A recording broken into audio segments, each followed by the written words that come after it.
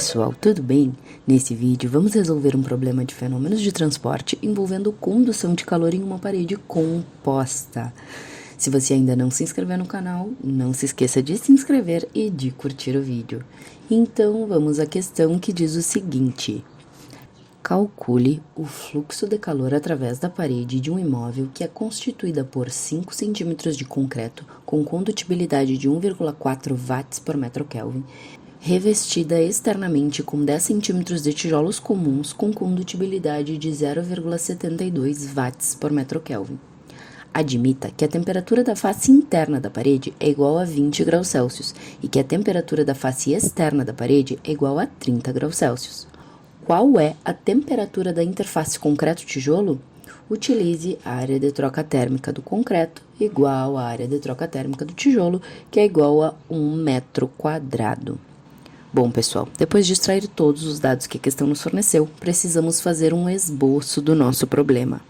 Então, vamos esboçar a nossa parede, que é constituída por 5 cm de concreto e revestida externamente por 10 cm de tijolos.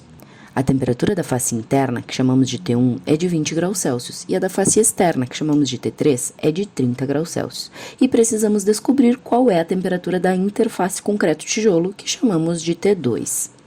O calor é sempre transferido da maior para a menor temperatura. Vamos assumir que o calor está sendo transferido em regime permanente, que não há geração de calor no sistema e que a transferência de calor é unidimensional. Bom, pessoal, para a solução desse tipo de problema, utilizamos uma analogia à associação de resistências elétricas. Cada material que constitui a parede pode ser representado como uma resistência térmica à transferência de calor, dessa forma, onde temos a resistência térmica do concreto e a resistência térmica do tijolo. A resistência térmica do concreto está entre as temperaturas T1 e T2, e a resistência térmica do tijolo está entre as temperaturas T2 e T3. E o fluxo de calor é no sentido de T3 para T1. Então, para resolver esse problema, utilizamos da equação do fluxo de calor, que diz que o fluxo de calor é igual à diferença de temperatura dividido pela resistência térmica equivalente entre essas temperaturas. Para determinar o fluxo de calor, aplicamos a equação entre as temperaturas T3 e T1, que são as que conhecemos. E para determinar a resistência equivalente, vamos utilizar da analogia às resistências elétricas. Como temos resistências em série, a resistência equivalente é a simples soma das resistências dentro do intervalo de temperaturas escolhido. E no intervalo entre as temperaturas T3 e T1, temos a resistência do concreto e a resistência do tijolo. Portanto, a resistência equivalente nesse caso é a soma da resistência do concreto e da resistência do tijolo. Com isso, a equação do fluxo de calor, nesse caso, fica o fluxo de calor é igual a T3 menos T1 dividido pela resistência do concreto mais a resistência do tijolo.